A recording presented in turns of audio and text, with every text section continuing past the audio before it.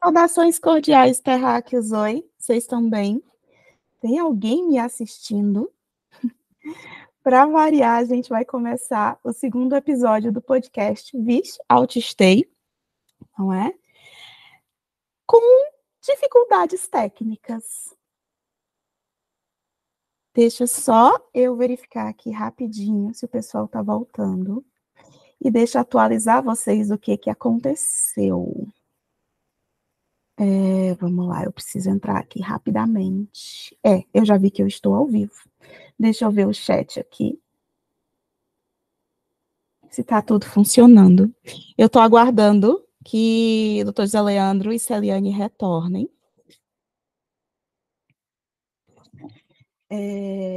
Alexandre está pedindo desculpas, mas está dizendo que ele está sem energia em casa. Então, para manter, né, algum padrão, já que hoje nós estamos totalmente fora do padrão, inclusive fizeram a gentileza de quebrar meu fone. Eu sou Ana Carine Magalhães, uma das hosts desse podcast, né? E estamos hoje querendo falar sobre cannabis, sobre canabidiol, e principalmente tirar as dúvidas de vocês a respeito. Deixa eu dizer oi para o pessoal que está no chat rapidinho. Luaníssima, oi, Luaníssima, Fabiano Cairós, o Alexandre, e deixa eu ver se mais alguém aparece. O Alexandre teve um problema técnico em casa, tá? Em função da energia elétrica, e a equipe da Enel só estava disponível durante o período do podcast. Então, por isso, hoje a gente vai ter muitas alterações. E aí, depois, obviamente, né? Esta host que vos fala vai ter direito a 14 horas ininterruptas de sono, porque existe um preço para esse masking, e o preço é shutdown. E, a propósito, a gente vai ter episódios sobre os tipos de crise, tá, que a gente tem e a forma como a gente chama dentro da comunidade neurodivergente, que é... José Leandro voltou, isso é bom. Deixa eu autorizar aqui. Que é como a gente chama o shutdown e o meltdown. Olá, a gente já está ao vivo, porque eu vim falar com as pessoas. Tem que avisar a Caliane que tem que sair do link antigo e entrar no novo. Eu avisei para ela, já avisei lá no grupo. Pessoal, esse é o doutor José Leandro, ele é neuropediatra e é mestre em farmacologia clínica, não é isso? Pela UFC. Isso. E aí eu queria pedir para que ele se apresentasse para vocês e se autodescrevesse, que a propósito eu esqueci a minha autodescrição, mas vocês vão me perdoar porque é coisas novas. E Ana Carine não lida bem com coisas novas. Você autodescreva que aí eu me autodescrevo também. Pronto, eu sou uma mulher mestiça, de pele clara, tenho cabelo escuro, preto, tá bem comprido. Hoje eu estou usando uma camiseta preta. Atrás de mim tem um material de artesanato que Fátima, mais uma vez, vai puxar minha orelha porque eu não arrumei o cenário, mas eu estou trabalhando nisso. Tem um armário branco e um monte de fio lá e uma prensa, tá? Vocês vão ver uma prensa e uma máquina de costura. E para quem não vai ver, eu estou descrevendo que tem uma prensa e uma máquina de costura. Okay. Me apresento? Sim, por favor. Sim, eu sou José Leandro, pode chamar de Leandro, prefiro. Eu sou médico neuropediatra. Eu comecei trabalhando como pediatra na Casa da Esperança há 10 anos atrás e depois saí para fazer minha formação em neuropediatria. Voltei a trabalhar na Casa da Esperança, trabalhei muito tempo com o Alexandre, com o Fátima Dourado.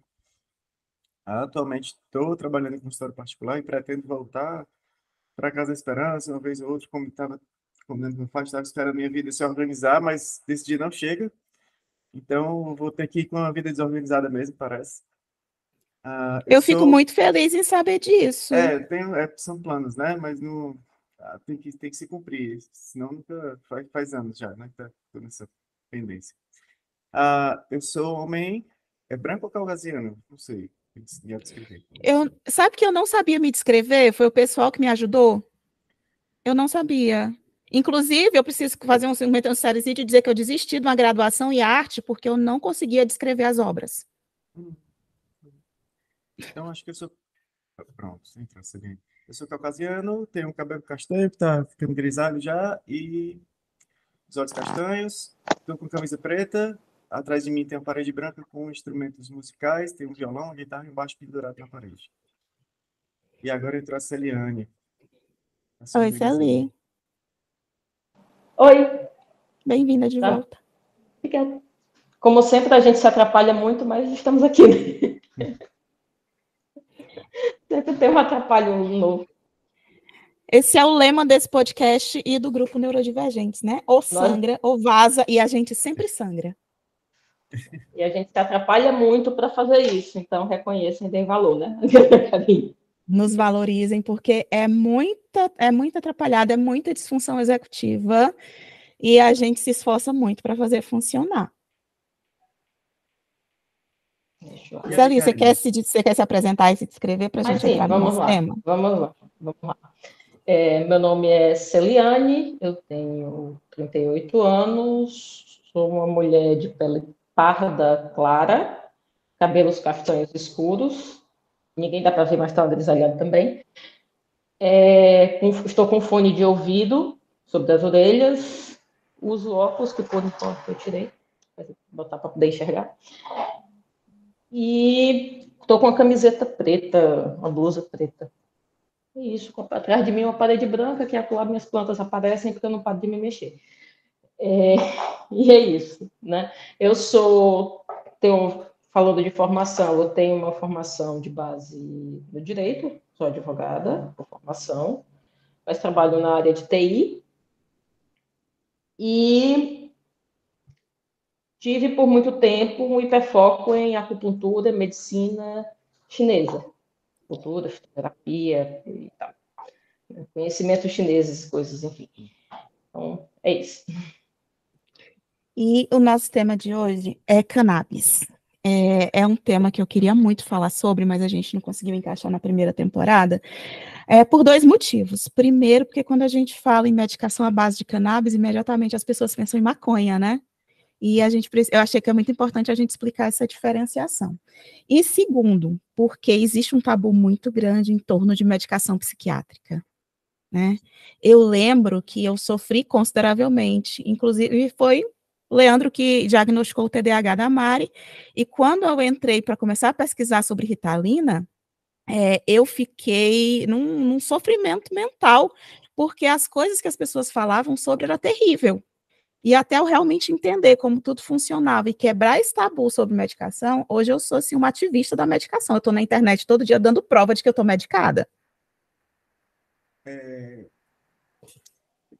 eu estava vendo a postagem essa semana sobre isso, sobre medicação, o cara postou assim, olha, mas não é natural.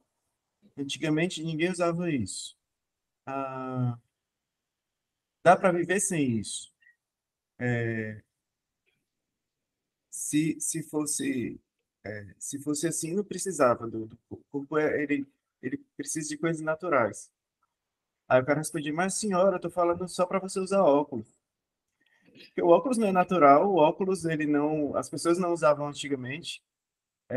O óculos não cura nada, ele só é um acessório para você corrigir, mas ele não cura. E muita gente alega isso com relação às medicações, elas corrigem, mas não curam, né? Você fica dependente de usar aquilo ali.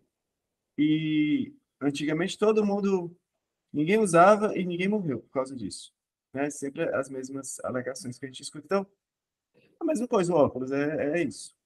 Então, tem muita medicação que é assim também. E com relação à Ritalina, quando você abre a bula, parece um lençol, né? É gigante a bula da Ritalina. E aí, A de dá mesmo. anticoncepcional também, né? É, isso aí. Pois é. Mas, com relação ao cannabis, eu gosto de explicar assim. É maconha, tá? Não é para não é para ter tanta essa diferenciação. A diferença é que a maconha que a gente conhece popularmente é a fumada, né? Aquilo que a gente vê, o prensado, fumado, é bem diferente do que se usa com um grau farmacêutico, que a gente chama, né? Que é você tirar um extrato da planta, escolher partes específicas e produzir uma substância com um certo grau de pureza, com um certo grau de homogeneidade, que é você tentar manter mesmas doses, mesmos miligramas, um certo controle para estabilizar, né? Quando você for tomar uma dose de um frasco ou de outro. Então é bem diferente de você pegar uma planta, pegar uma parte da planta e fumar e o efeito vai ser sempre diferente, né? Ou então você, até a fabricação artesanal, totalmente artesanal, que é um pouco perigoso. Que tem a questão do. Eu vou entrar, eu fiz várias perguntas, né, para fazer a pauta Se desse quiser, eu não podcast. Eu sei, entrei em vários grupos. quiser que eu vá falando como se fosse uma aulinha, ou quer ir perguntando e a gente vai conversando, acho que talvez flua, né? O que é que eu fiz? Eu entrei em vários grupos de mães, vários grupos de pessoas autistas que eu participo, assim, gente, eu vou produzir um episódio do podcast, vai ser sobre cannabis, eu queria saber o que é que vocês querem saber sobre cannabis. E aí, uma das primeiras coisas que surgiram foi essa questão do tabu. Eu não vou dar maconha para o meu filho, né? Por isso eu fiz questão de entrar nessa questão do tabu do medicamento psiquiátrico também, né? Eu estou constantemente pedindo às pessoas que têm dificuldades para ir ao psiquiatra e a pessoa diz, eu não sou louca, eu não preciso de remédio de doido. E aí, quando você entra numa população que faz uso do serviço do psiquiatra, do neurologista, do neuropediatra, ainda tem esse preconceito em relação a determinados medicamentos. E outra pergunta foi justamente as pessoas que não entendem bem as siglas, né?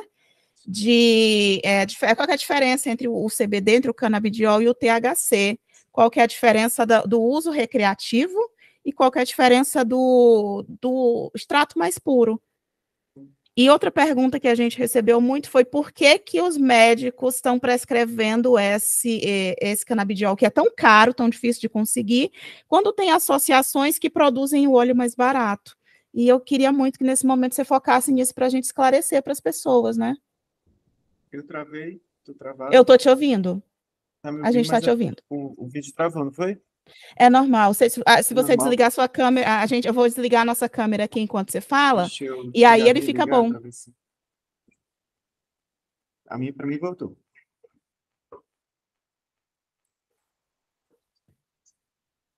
Para mim voltou. Quer ligar? Pronto. Quando a gente desligar as câmeras um pouco, a transmissão melhora. Vocês já estão craque, né? E tá dando que a internet está instável agora. Então... A gente já passou por muitas atrapalhadas. Justamente por conta da internet a estar gente já instável. sangrou, a gente já sangrou muito para aprender esses Tá truques. bom. O vídeo ele sobrecarrega um pouco mais a rede. O vídeo demanda muito da rede. Sim. Por isso que quem não está aparecendo desligar a câmera ajuda a sua transmissão que você está falando, entendeu? Então tá bom. Então pronto. É só isso. Mas não se sinta sozinho, a gente está aqui ouvindo você. Então estou presente, escutando. Tá certo. Mas vamos lá. Não, vou tentar explicar assim, tentar organizar o pensamento com a explicação. Os óleos de cannabis, eles são óleos da planta, da maconha, né? Não tem muita diferença com relação a isso. A gente tem no óleo dois componentes principais que eles são psicoativos e que eles têm efeito no organismo, que é o mais psicoativo, que é o THC, que é o tetraidrocannabinol, que é o componente que causa a parte mais sedativa, às vezes de controle de dor, e que é o efeito que se busca quando se usa de forma recreativa, né? E a gente tem o CBD, que é o canabidiol. Esses são os dois principais componentes, mas a planta completamente, ela tem mais de 200 componentes. Ela é uma planta. Então, ela tem outros canabinoides, ela tem outras formas de THC, ela tem substâncias que a gente chama de terpenos, ela tem substâncias que são limonenos, ela tem os flavonoides, que tem também na uva, no vinho, ela tem esses limonenos. Só um minuto, uma coisa. Que a gente começou e não está sendo gravado. Eu estou vendo aqui que está sendo publicado, mas não está sendo gravado, Ana. Acho que não, a gente vai manter o áudio do YouTube. Porque se a gente tem... Eu vou até colocar aqui agora, vai que o Alexandre resolve. Mas, considerando que eu dei conta sem sangrar, entende? Eu me perdoei por ter esquecido. Tá tudo bem, eu me lembrei agora que eu vi o coisinho. Quando você falou, eu acabei de mandar uma mensagem para o Alexandre sobre isso. Eu até escrevi isso, olha, hoje eu não sangrei, então eu já me perdoei por ter esquecido de botar para gravar. Ah, então, voltando. Perdão, Volta, por então, favor. voltando, né, à história. Então, quando você fala da planta, da planta da cannabis, ela tem um monte de componentes. São muitos, alguns componentes têm outras plantas. Por exemplo, esse limoneno que eu falei, é um componente que tem.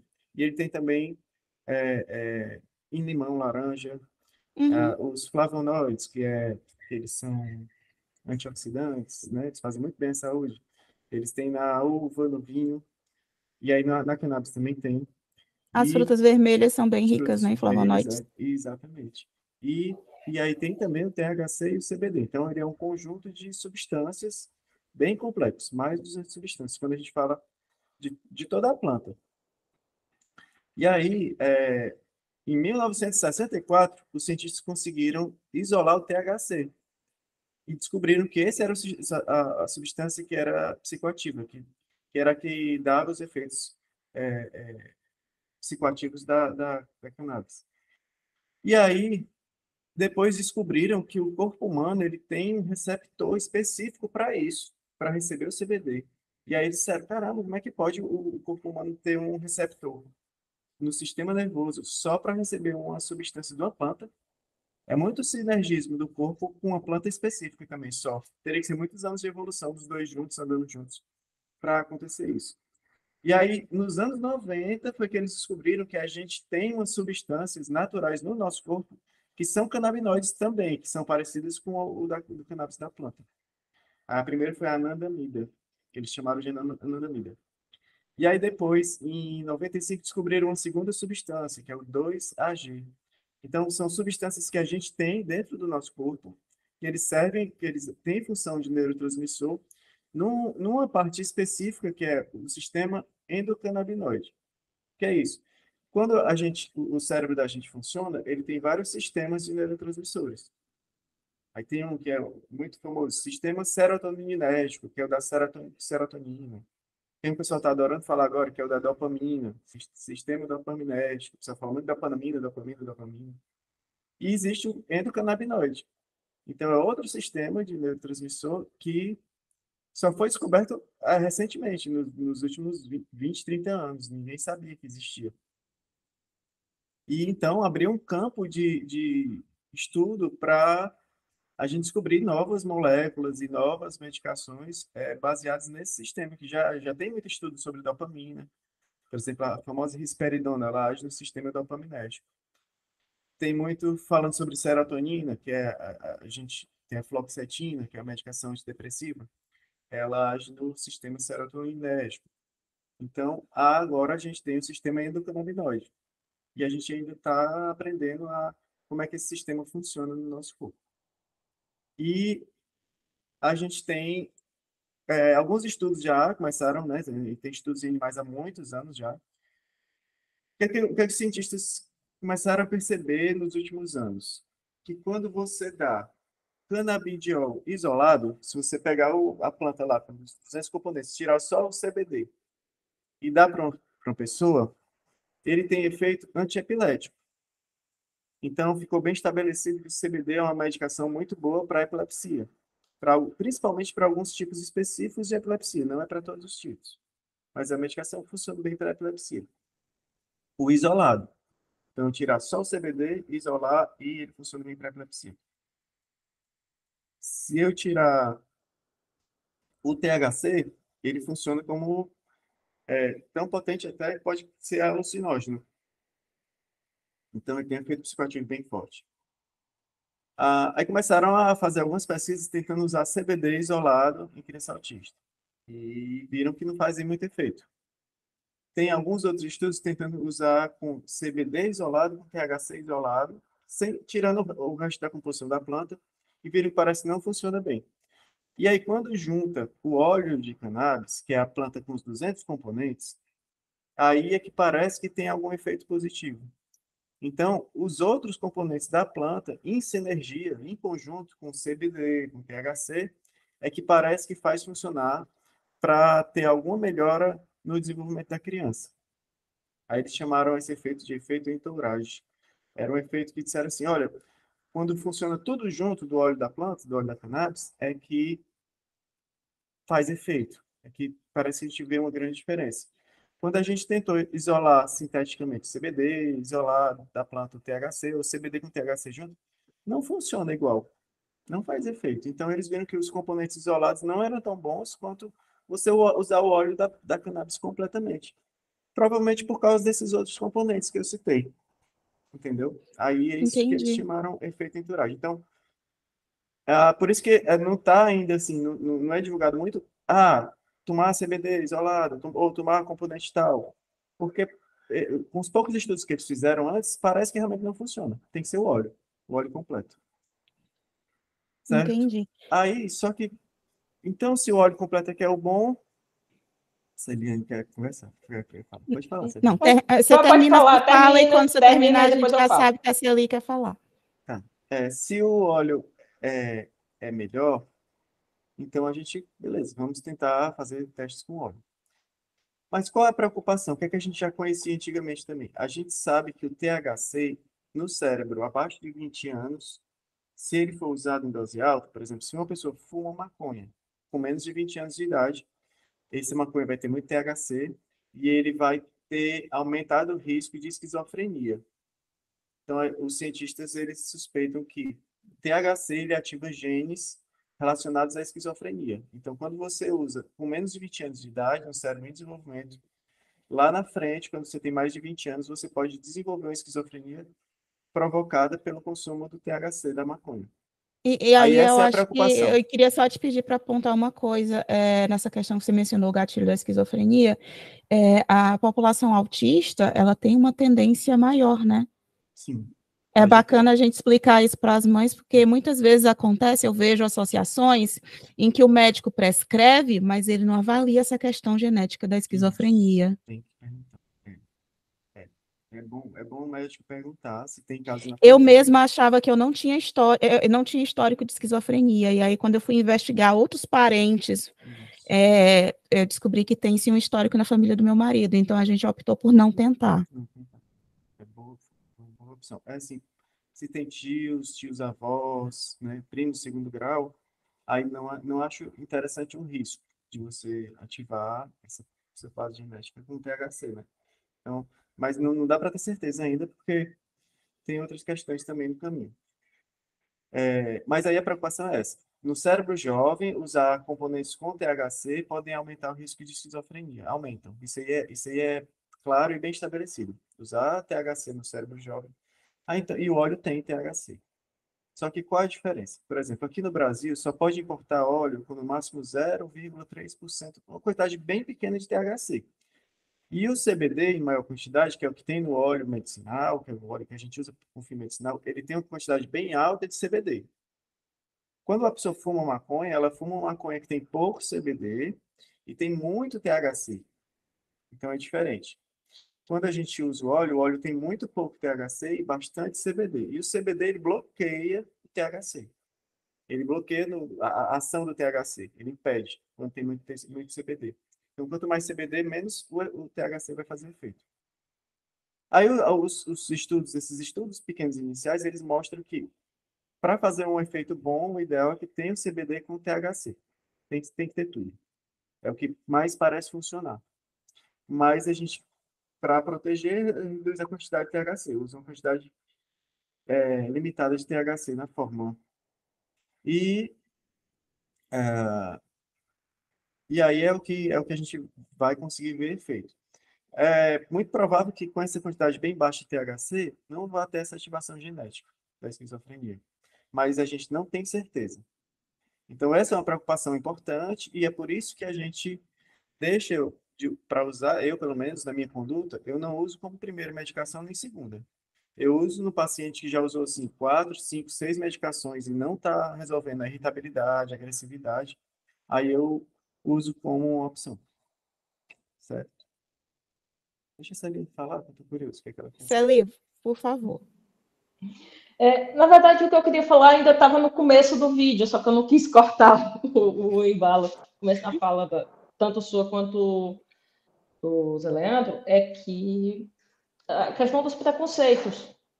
tanto no sentido de medicação psiquiátrica quanto no preconceito por ser maconha, né? Que isso tem toda uma construção histórica de relegar essa planta a um lugar de consumo de droga, de criminalização, de perseguição, de um monte de coisa que envolve, inclusive, criminalização da população negra e pobre, que isso não dá para ser descolar da realidade histórica. Até isso tem, né? Que o uso medicinal da cannabis é antigo, tem registro de em torno de 1.800 anos, documentado historicamente. Tem documentos médicos desde o começo do século XX até, se for dentro, eu cheguei a estudar material de matéria médica, de fitoterapia chinesa, que usa o registro da folha, da semente, da flor, que fazendo associações e paralelos entre as linguagens de uma medicina e da outra,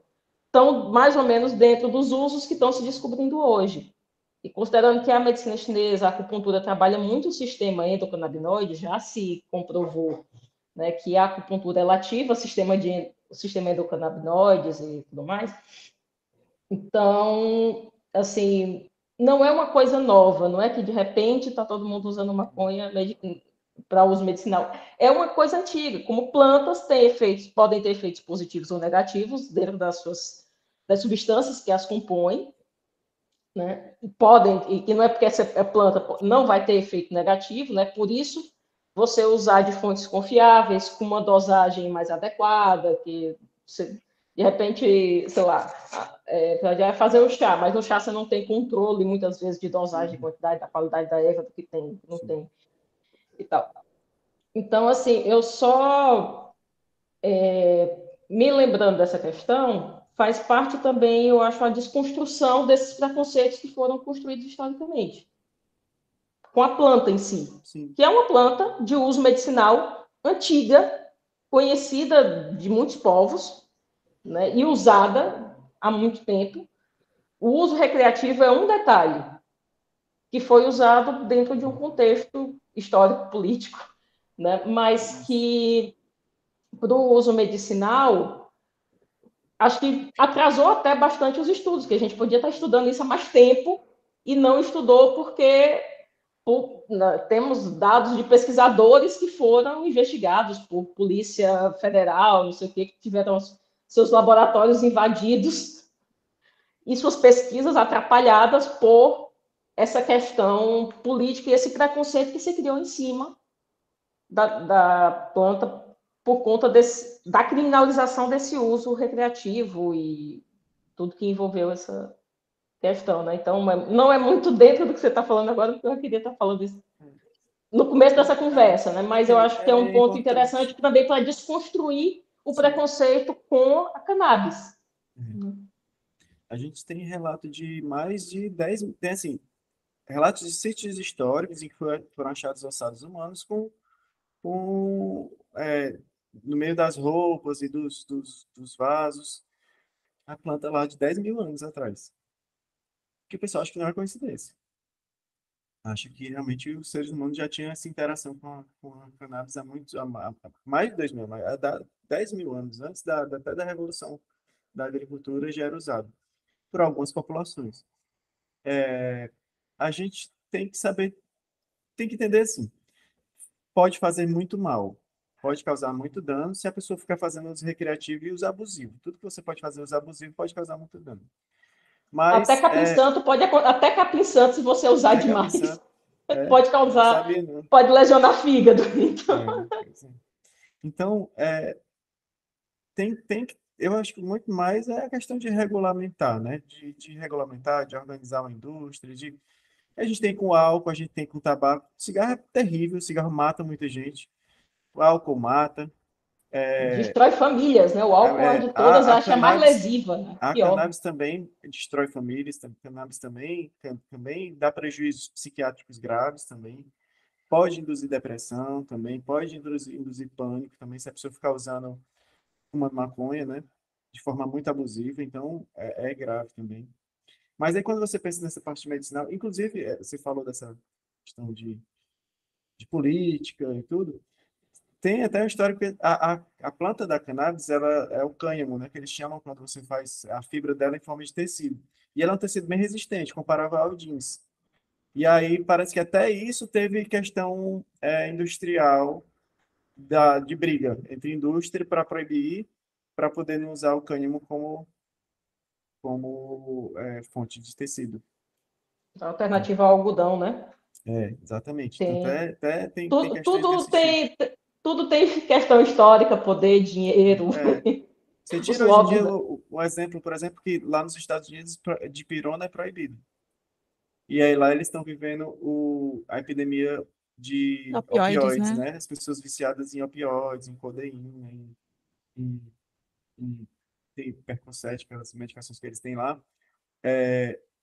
Provavelmente a nossa maior proteção para não ter uma epidemia de opioides que eles têm lá é a de pirona. É o grande protetor brasileiro da gente não estar tendo um monte de gente viciada em opioide aqui. A gente tem muitas pessoas viciadas em opioides no Brasil, mas é muito menos que lá. Provavelmente porque a gente tem de pirona aqui para tratar a dor, que é muito bom. Então, assim, já pensou se tivesse bloqueado de pirona aqui no Brasil, que o bloqueio lá provavelmente é por uma questão política, de mercado. E aí tá lá, uma pandemia de opioides num país rico, muito mais rico que o nosso, e a gente aqui não tem. Então, essas políticas, elas influenciam demais, né? Mais do que a gente pensa. Com relação a tipo de planta e ser medicinal ou não, a que é usada no óleo da cannabis é uma subespécie que chama cannabis sativa, que ela tem mais CBD do que THC, enquanto que a que é usada mais com fim recreativo, para o pessoal fuma, é a cannabis índica, que ela tem mais THC do que CBD. Com a cannabis sativa, que é usada com fins medicinais, quando essa indústria, por exemplo, na Califórnia, no Colorado, lá nos Estados Unidos, os estados lá dos Estados Unidos que produzem com fim medicinal, o que é que eles tentam fazer? Eles tentam fazer clones genéticos da cannabis sativa. Eles tentam fazer clones da planta, aquelas técnicas de agricultura, né? Com a intenção de manter o perfil de produção de produtos que você vai adquirir no óleo, manter sempre o mesmo, homogêneo. Então, quando eles produzem um lote de óleo, eles não querem variação de um lote para o outro. E aí eles tentam manter sempre com a planta com um código genético parecido. Então, tem um controle até nesse sentido, de você tentar manter sempre a mesma planta, geneticamente igualzinha, para poder fazer um, uma composição mais estável, para você conhecer melhor a dose, conhecer melhor o efeito, saber o que é que vai esperar daquilo. E aí esse é o problema de você fazer de forma muito artesanal. Eu não conheço exatamente, às vezes, nem a subespécie da planta. Às vezes a pessoa faz o óleo sem nem saber qual é a subespécie da planta, se é a cannabis sativa, que é medicinal, ou se é a índica. E às vezes a pessoa faz o óleo e usa mais folha do que galho, usa mais flor. E aí, se você usar mais flor, vai ter uma composição. Se usar mais a folha da planta, vai ser outra composição. E essa variação pode ter efeitos durante o uso do óleo com fim medicinal. Então, quando uma indústria produz óleo a partir da planta, elas tentam homogeneizar, deixar tudo certinho e parecido o melhor possível, para quando a pessoa estiver se tratando, usando óleo, tentar manter estável a dose e manter estável o efeito que a pessoa espera. Porque já a pessoa, você está tomando a medicação e De de um um mês para o frasco para o outro, de um outro, o frasco para o efeito é outro, o efeito completamente é diferente, completamente né? diferente, né? Então, por isso que tem que ter, assim, quando é produzido artesanalmente, aqui a gente tem no Brasil a meu Deus, esqueci o nome agora. A Abrace, que é em Campina Grande. Que eles fazem, uma das primeiras preocupações que eles tiveram no início isso há uns 4, 5 anos atrás, que eles começaram a fazer, eles foi comprar uma máquina que dava a composição do óleo que eles estavam produzindo. Miligrama de CBD e miligrama de THC. Para quando eles fossem colocar no frasco e a pessoa fosse usar, saber quanto de cada componente está tendo ali. E aí conseguir calcular pelo peso, calcular a dose que eu quero. E quando eu faço de forma muito artesanal, eu não sei nem quanto é que eu estou dando. Não sei nem se realmente eu estou dando. Se tem CBD e THC ali dentro ou se não tem só óleo. Porque o óleo é feito, ele é diluído em óleo de coco, ou então em azeite. Ele é diluído em outros óleos. E aí você não sabe nem quanto é exatamente o que está dando, se você não tem a quantidade de miligrama. Então, esse é o problema do uso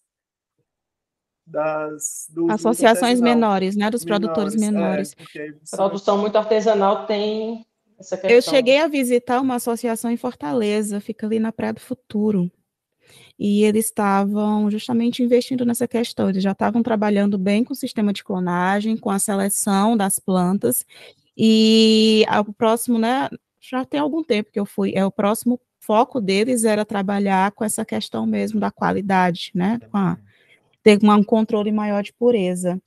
Tem alguns sistemas de filtragem também, que é para você reduzir a quantidade de clorofila, para não ter... E o bacana é que antes de você ter acesso, eles fazem uma palestra, eles te explicam todo o trabalho e eles te mostram como é feito toda a produção do óleo deles. Eu achei muito interessante. Pois é. Então, tem essas questões. Porque o grande problema é custo, né? É muito caro porque não ser importado. Então, essa é uma barreira muito, muito ruim para a gente, porque pô, todo mundo hoje em dia pode comprar. Se você tiver uma receita azul, você vai hoje em qualquer farmácia aqui e compra e vai para casa com o seu óleo de cannabis. Vai ser um óleo que passou por critérios da Anvisa, de análise de lote, de composição, de estudos que mostram quantidade de miligramas de cada componente. Então, está bem avaliado, mas por que não a indústria brasileira está fazendo também, né? Se pode importar, por que tem a proibição para a nossa indústria? Né? Sempre a gente tenta ao contrário, a gente coloca imposto para importação e coloca para tentar, né, os governos tentam fazer isso, bloquear o importado para promover a indústria brasileira. Então, a gente paga um monte de imposto para fazer isso. Aí, nesse caso, é o contrário, a gente compra de fora e não pode produzir aqui. Acho que foca muito nessa questão que Célia apontou, que a gente não, apesar de legalmente a gente ter um Estado laico, né, não ter uma interferência da igreja no governo, não é a realidade. Sim. E aí a gente tem várias manifestações um pouco complicadas, principalmente em relação à ciência, né? E, inclusive, dentro da própria universidade, a gente não tem muito consumo de ciência. E isso prejudica muito até para os profissionais. Mas um essa pouquinho questão complicado. Hoje tem o pessoal das igrejas trabalhando, porque também há uma questão envolvida com o consumo de drogas e tal, mas ainda volta na criminalização de pessoas negras e pessoas pobres, sei lá, o começo dessa criminalização da cannabis, do uso recreativo da maconha, a pena por você portar, se você fosse pego portando maconha, era maior do que a pena por ser pego portando cocaína, porque cocaína é droga de rico. Então, tem muito mais, até por trás da questão, olhando o contexto histórico, né, foi uma ferramenta, assim como aqui foi a criminalização do samba, da capoeira, das religiões afro, né, o crime de vadiagem pós o período da escravidão, ele tem a criminalização e o preconceito todo gerado historicamente ao redor disso, né, tem uma questão de criminalização de pessoas negras e pessoas pobres, né, no final das contas, porque você vai aproximar essas populações. Então, onde se começou essa perseguição, né, se você olha todo o contexto social, tem um contexto e faz os paralelos, né? Compara com outras drogas, compara com cocaína, compara com... Você vai ver que tem um contexto de criminalização de pessoas negras, de racismo, de criminalização da pobreza, de alguma forma de manter mais controle ou de dar direitos ao Estado de tratar mais violentamente certas populações, né? Então, para além da questão religiosa, a questão religiosa entra um pouco depois disso, né? Mas Tem razão. muito mais, e a gente conhecer historicamente isso é importante porque ajuda a desconstruir preconceitos também. Porque se você, não, é porque é uma planta, porque não tem mais coisa, porque você entende na hora que o preconceito ele foi criado, fica mais... É o perigo dos extremos, né? Leandro falou sobre as pessoas falarem do natural. Tem muita coisa que é natural que faz mal, tipo, tem veneno de cobra é que... natural. Se uma cobra picar você, não vai fazer bem. Mas é natural, e você... natureza. E você conhecer o natural, que acolá eu tenho uns estresses com relação a isso lá no grupo. Alguém acha alguma coisa na internet da moda, chá de não sei, de plantas tal, não vou nem falar aqui quais, né, para não dar ideia. É bom para isso. Eu digo, é bom para quem, em que condições, em que dosagem. É café, todo mundo toma. Mas quer dizer que faz bem para todo mundo? Não, não estou jogando em direta para você, Ana Karine. Não é indireta. Não me importa. Ana Karine manda dizer que não se importa, porque ela é movida à base de café, porque os boletos sempre vencem. Bom, Eu queria só fazer uma pausa ok. para a gente dar uma lida no chat, e aí depois eu queria adiantar uma pergunta para o Leandro, que é uma pergunta que veio de vários grupos de mães, tá? E ele já deu até uma adiantada sobre o assunto, que é quando se procurar o derivado da cannabis, né? Quando procurar o óleo, e qual que é o efeito em pessoas autistas. Né, foi uma pergunta de uma mãe, inclusive, que ela tem um filho que está entre o nível 2 e o nível 3, e ela fala que ele ele não tem agressividade com frequência, mas quando ele tem é muito difícil de lidar. E ela ficou, né, ela acha que não precisa tomar sempre, mas tem vezes em que ela precisa, e ela ficou na dúvida, porque o neuro que ela procurou, ele disse que não prescreve, não recomenda, tá? É um pré-adolescente de 11 anos. E aí, deixa eu dar só uma passada pelo chat para as pessoas participarem. O Fabiano Queiroz, né, disse que desejou bom dia para o Leandro e disse que o William Queiroz manda abraços fraternos. A Itauana disse que teve problemas técnicos, mas vai estar nos acompanhando. Alexandre está aqui lamentando que ele não vai sangrar com a gente em público hoje. E eu queria pedir desculpa se eu estiver o gatilho de alguém, tá? Mas é que a gente tem muita colalia no grupo de produção do podcast. E uma delas é de quando uma psicóloga procurou o nosso grupo para aprender sobre autismo, e muita gente ficou incomodada porque ela ficava olhando para a gente de um patamar elevado como profissional. E a gente falou para ela que ou ela sangrava ou ela vazava, ela não podia mais assistir às nossas reuniões. E aí acabou virando uma colalia para a gente, ou sangra ou vaza. A Luaníssima está contando que começou a usar Ritalina aos 17, que fazia muito bem, mas teve uma pressão de terceiros para parar. E que ela odeia o termo remédio controlado, como se algum remédio não fosse controlado. Eu vou passar isso para o Leandro também, que ele pode explicar de uma forma melhor, mas eu acredito que é em relação só a se controlar mais a venda, né? Não se poder comprar de qualquer forma. É só por isso, não é porque a pessoa vai descontrolar, é pela venda não ser controlada. E a Ritalina e o Venvance, principalmente porque eles são drogas que também são usadas de forma recreativa. O pessoal São vai os para Faria Limers, balada. né? Não, o Também. pessoal vai para aqui, hoje a Sério? galera vai para balada, abre a carteirinha de Venvance e diz, vamos galera, vamos tomar Venvance para curtir a noite toda acordado. Uai. Cheio de energia, acordado de noite. E aí mistura com bebida e vai. A Rita não bateu bem para mim. Eu perco o pouco filtro social que eu construí e eu fico muito irritadiça. Não deu bom para mim. Bem que eu queria, porque eu preciso dela. E o Venvance não coube no meu bolso. A Arediane diz bom dia. A Lívia diz que é um excelente conteúdo. O Alexandre diz que a proibição da cannabis é étnica no Brasil. E muitos médicos. Não vou ler isso, não, porque a Fátima vai brigar comigo. A Lívia disse que a explicação da Celi foi maravilhosa. E aí eu vou passar para o Leandro de novo sobre essas perguntas, porque tem uma coisa que eu queria mais trazer para cá, que é o autismo nível 3 suporte, dá principalmente mais voz para quem tem dificuldade. Quando a gente fala das nossas questões, das nossas dificuldades no nível 1, às vezes eu me sinto um pouco culpada, porque muita coisa não ajuda as pessoas que estão num nível de maior comprometimento, né? Então, nessa questão de cannabis, eu procurei perguntar muito para essas mães do que elas precisam, do que elas queriam saber em relação à medicação e como isso poderia ajudá-las. Sim. Eu tenho um parênteses que eu queria fazer, que é assim, eu falei do... Qual é a preocupação em dar o óleo de cannabis? É se o THC vai causar esquizofrenia, é isso. Será que o THC, dando agora na criança, vai causar esquizofrenia? Talvez. Aí existe uma solução para isso que a indústria da cannabis criou, que é o óleo de cannabis, ele tem o full spectrum, full é o espectro completo, ou seja, todos os componentes da planta estão no óleo.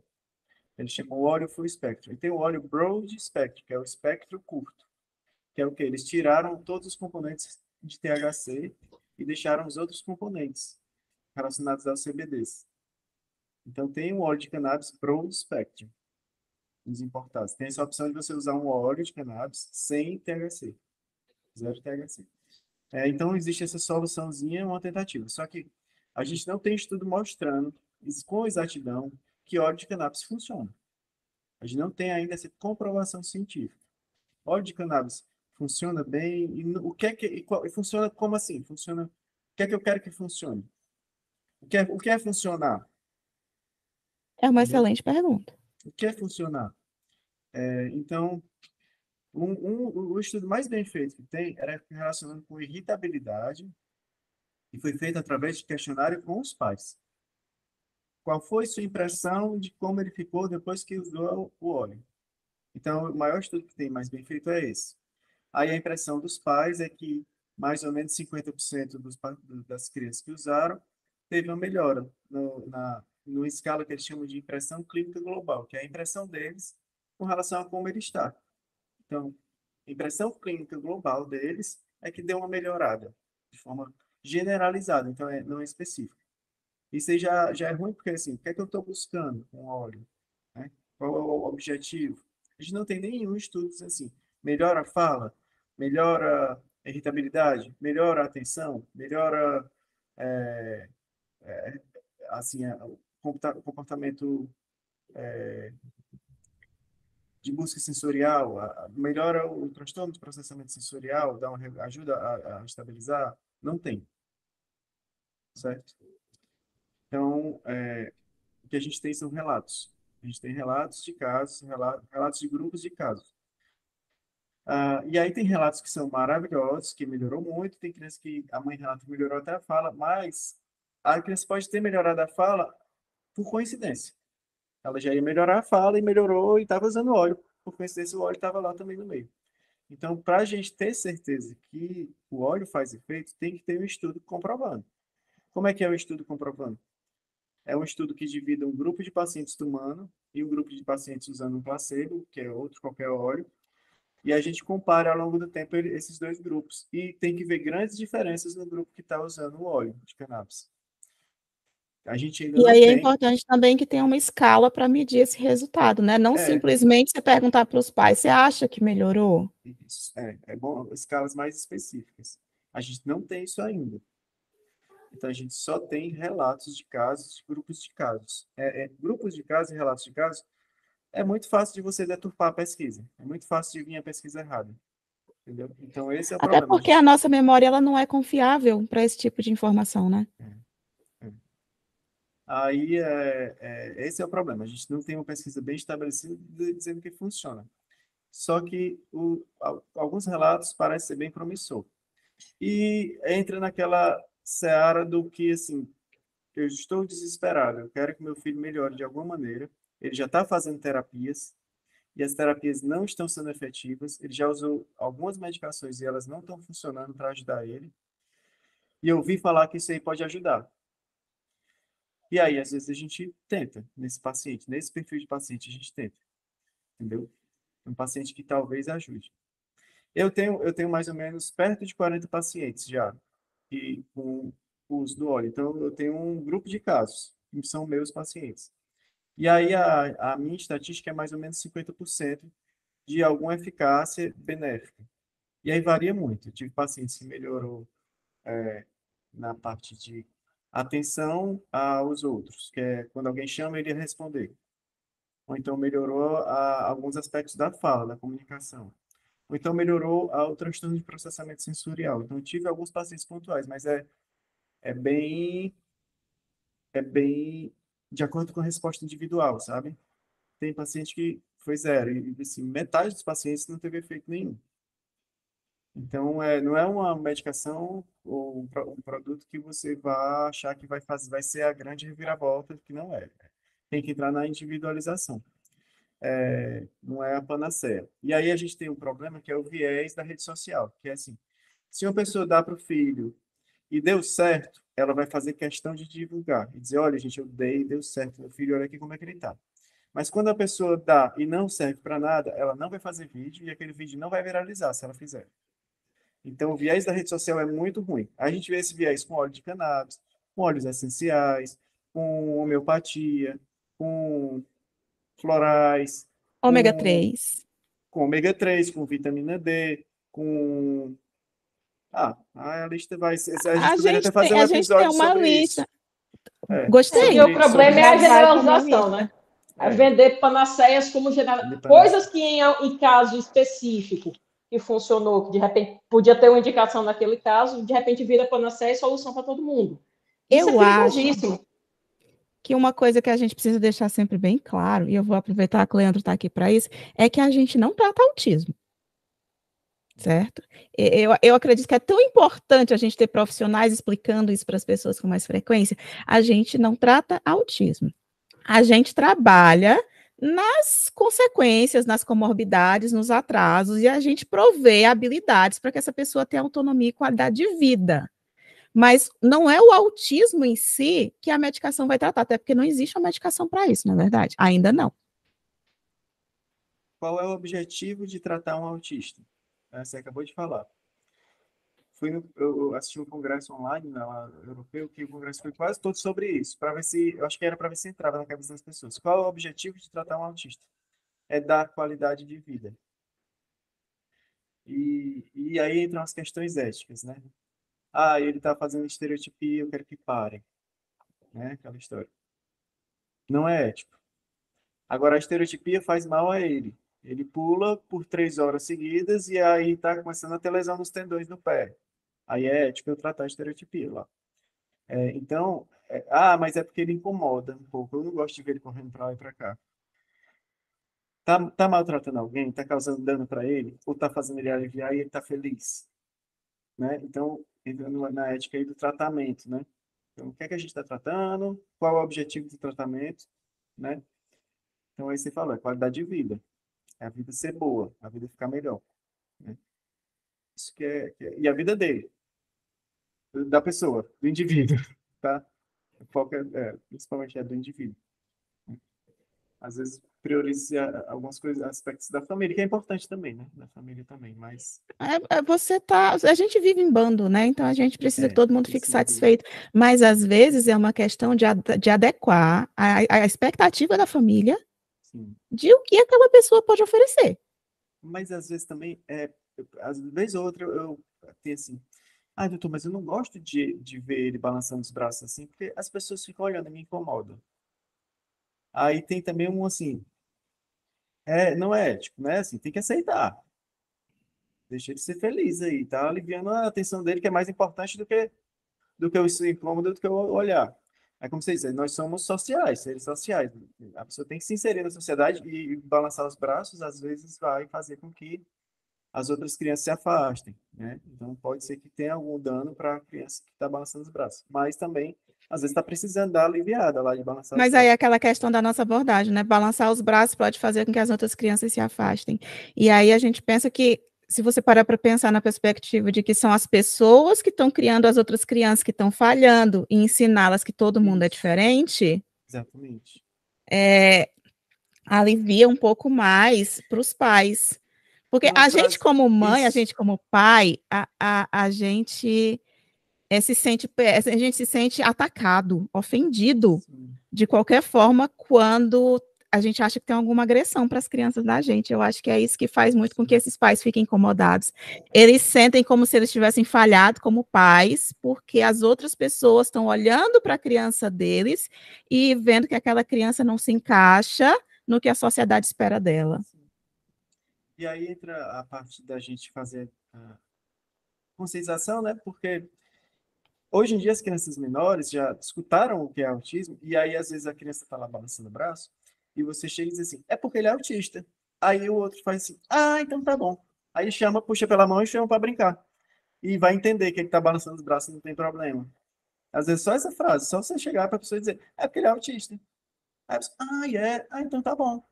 Na Eu não escola da estava Mari já está entendendo o que rolando estava isso. acontecendo, eu não estava entendendo o que estava acontecendo, agora eu entendi. Então, tudo bem, então deixa ele balançar os braços, mas eu vou chamar ele para brincar. Na E não escola tem da minha problema ele, menina já né? tem isso. E É muito aí, importante. no começo ela estava falando sozinha, aí alguém chega, por que você está brincando sozinha? Ela, porque eu estou autistando. Eu preciso. E aí agora, quando ela está andando sozinha com alguma criança, o que ela está fazendo? Aí o colega, ela está autistando, ela precisa. Ok. Né? E aí já resolveu um problema seríssimo com com poucas frases, né? Mas vamos ao assunto. Vamos voltar, a gente perdeu o foco, o TDAH baixou aqui. Sim, aí, com relação às propriedades, né, farmacológicas, para que serve você usar óleo de cannabis? A gente ainda está precisando de muito estudo.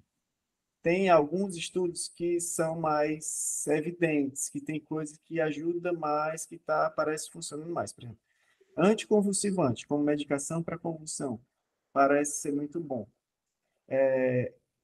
Para algumas patologias de pele, por exemplo, psoríase, que são problemas imunológicos. O CB2, que é um receptor que a gente tem no cérebro, a gente também tem no corpo muito. E aí o pessoal está usando umas pastas, umas preparações para a pele com óleo, com óleo da cannabis, e ele regula o sistema imunológico. E aí, para alguns desse tipo autoimunes, tipo psoríase, tem pacientes com resultados muito bons. Então, é outra área de estudo que está, inclusive, a gente fala, porque por a gente estar fechado nesse meio de autismo, ou então a gente ouviu falando sobre Parkinson e Alzheimer, esses estudos de psoríase, eles têm mais verba do que os outros estudos. Existe mais verba pesquisando óleo de cannabis para doenças de pele do que para doenças do sistema nervoso, para transtornos mentais ou para, entendeu? A gente acha que Entendi. não, né? A gente nem A estética é muito importante. A estética As tem aparências, muito as mais verba. aparências. Sim, O parecer tem uma verba muito maior do que o ser, né? exatamente, Celina. Pois é. Então, tem muito mais verba jogada para isso do que para transtornos mentais ou coisa do tipo. E é isso. Teve alguma que me lembrei o que mais que foi de tema que a gente pulou Acho algumas que só coisas. tinha uma que eu queria mesmo que você enfatizasse um pouco, essa questão da agressividade, mas eu queria só que você desse um pouco mais de ênfase, porque você mencionou que você costuma prescrever para pacientes que já tentaram várias outras medicações e não foi tão efetivo, não foi tão interessante, né? E aí eu queria que só que você explicasse sobre isso antes da Celi. Celi, você quer falar antes? Era sobre o assunto anterior, então eu preferia falar antes. Então fala agora. Você falou das propriedades e das pesquisas, né?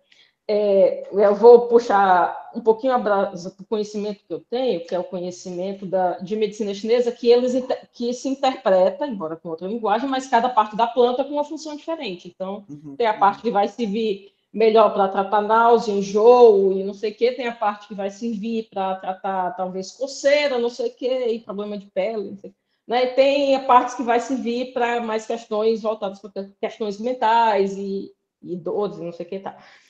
Então, são matérias médicas, né? São elementos, são ervas no sentido diferente, embora seja da mesma planta, são partes diferentes, cada uma usada de uma maneira diferente. Né? Tem planta que você usa a raiz, isso não só com relação à cannabis, a raiz serve para uma coisa, a flor serve para outra, o fruto não se deve, de repente, porque é tóxico, coisa desse tipo. Né? Tem estudos com extratos ou partes específicas da planta para determinados usos, ou que contém mais tal ou qual substância, ou ainda não se chegou nesse ponto? Esse conhecimento existe, né? Que a flor é diferente da folha, que é diferente de galho, de raiz, de semente. Mas a maior parte dos estudos eles usam só assim, extratos e óleos. E aí eles às vezes, depende da indústria, só usa folha, depende da indústria, só usa flor.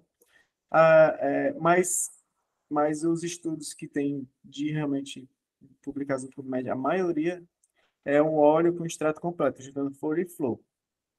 E aí eles fazem o óleo com extrato completo e eles fazem uma filtragem para retirar só o óleo, tiram até a clorofila do óleo. Quando você pega, por exemplo, o óleo da Abrace, que é da associação lá de Campina Grande, tem um óleo que ele é mais filtrado e menos filtrado. E o menos filtrado ele tem mais clorofila. Aí tem uma diferença já na composição. Mas normalmente por eles querem, porque assim, a indústria quer ganhar dinheiro. Então ela quer fazer uma coisa com grau, quanto mais farmacêutico, melhor. porque isso gera uma reserva de mercado também. Porque se a gente descobrir que dá para calcular, dá para eu plantar um pezinho em casa, dá para eu pegar as folhas, botar para secar, ferver e conseguir calcular em casa a quantidade necessária e produzir o óleo na minha panelazinha de alumínio em cima do meu fogão, perde-se um grande mercado financeiro de venda de óleos. Então, eles não têm interesse em fazer nada com muito artesanal, né? Eles querem uma coisa com o grau mais farmacêutico possível para poder permitir a venda e continuar como está. Não sei se ajudou a, a responder ou a entender, mas não tem, não. É que eu conheço, não tem pesquisas específicas de partes da planta, não. Tem, assim, eles tentam isolar quimicamente mesmo, né? Por exemplo, como eu falei, já tem o Broad Spectrum, que é esse sem o THC. Eles já tentam, então, tentam isolar componentes da planta.